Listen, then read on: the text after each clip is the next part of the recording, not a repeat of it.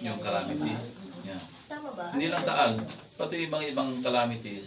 Kaya nga dapat meron naka-standby fund and nakalagay yan doon sa naka-lump-sum yan eh. Hindi namin kinu-question yung lump-sum nature ng disaster fund ano kasi nga hindi naman natin alam kung anong klaseng disaster ang darating para pagkagastusan ng gobyerno.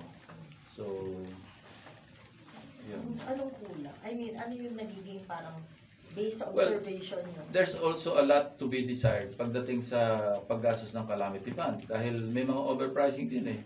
Remember, pagka emergency, medyo lenient ang procurement, di ba? Especially kung merong certification yung procurement board, ano? Na-exempt na yan sa bidding, inaalaw yung emergency purchase ng mga kailangan sa calamity. Pero